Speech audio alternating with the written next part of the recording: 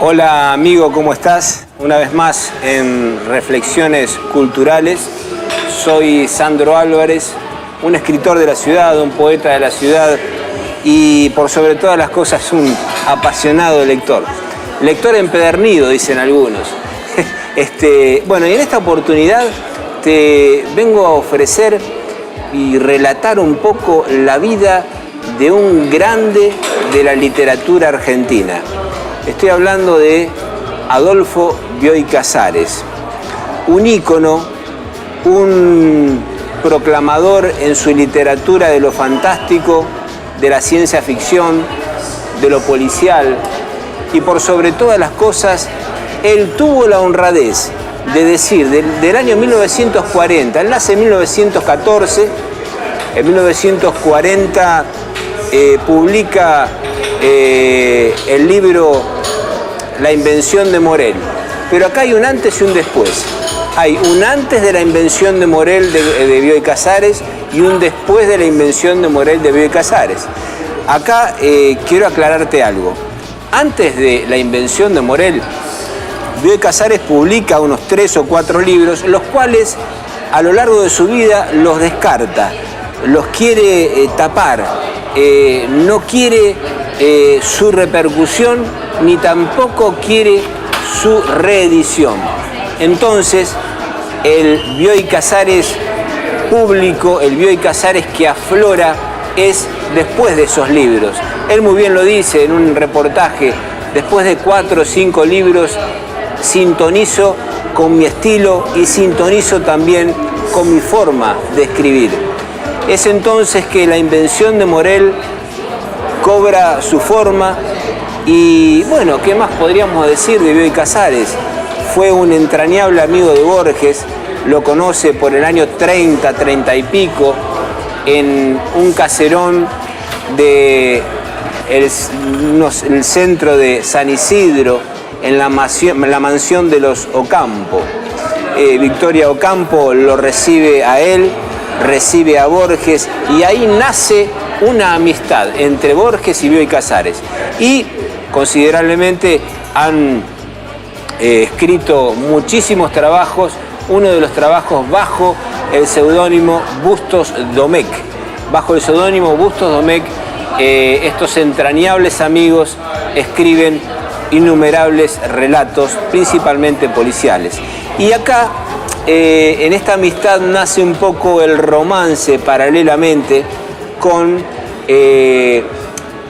Silvina Ocampo. Silvina Ocampo, la más inteligente de las Ocampo en aquella época, es novia de Bioy Casares y contraen matrimonio. Ahí Bioy Casares, aquel muchacho dado al deporte, aquel muchacho que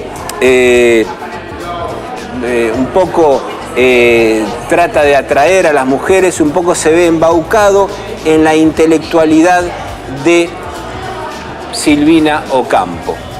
También tenemos que decir que Bioy Casares, en su juventud, en su muy temprana juventud, dominaba 4 o 5 idiomas. Estamos hablando del francés, del inglés, del alemán y otros dialectos más.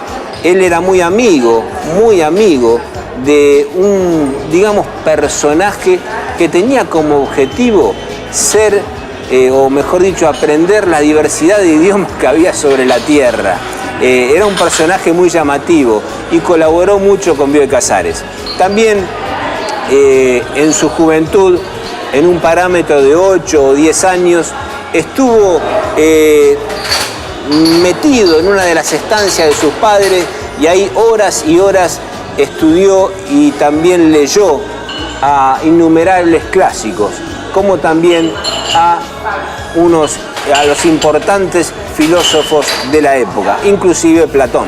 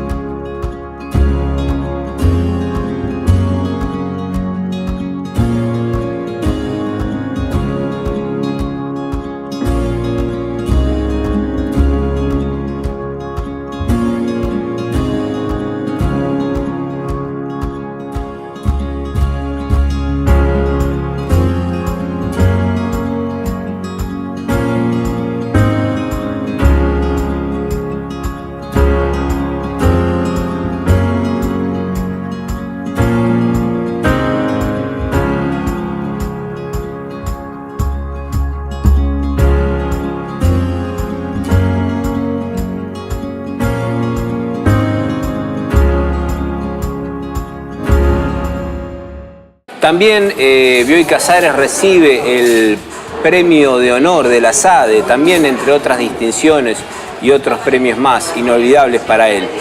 Él se siente muy identificado con la literatura policial, también decíamos la literatura fantástica también.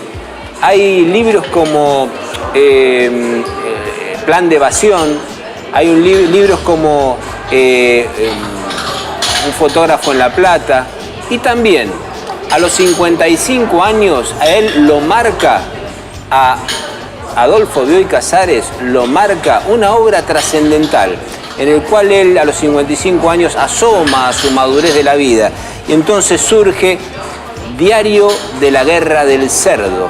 Diario de la Guerra del Cerdo es un poco un abanico de lo que era, bueno, en aquel entonces la sociedad, el aluvión de la era moderna, y un poco el argumento de la obra gira en torno a octogenarios o septogenarios personajes que se reúnen en los cafés y se reúnen en los distintos lugares de Buenos Aires para entablar una charla, para jugar un truco, para jugar una partida de ajedrez, pero ese aluvión moderno molesta, ese aluvión moderno ataca a aquellos octogenarios o sexagenarios que irrumpen, y bueno, hay un poco un choque, un trastoque, y ahí se marca la diferencia entre la vejez y la plena juventud.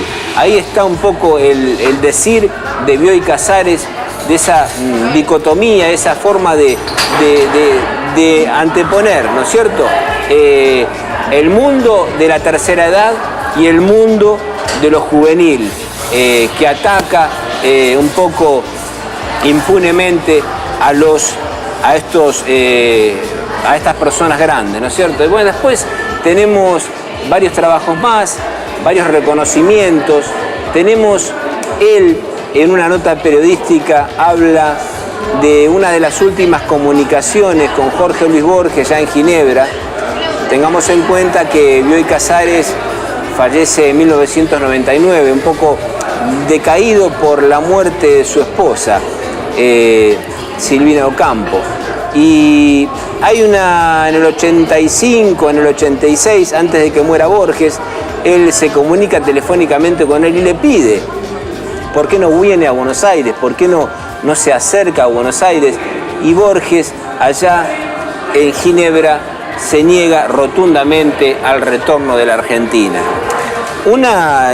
Está visto que en la biografía de Bioy Casares hubo una amistad muy fuerte, que fue la amistad con Jorge Luis Borges.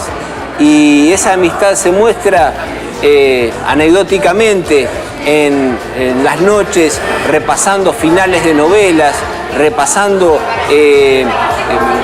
principios de novelas y debatiéndolos constantemente. Es una amistad muy fuerte y llevaron adelante muchos trabajos en común. Después podemos decir que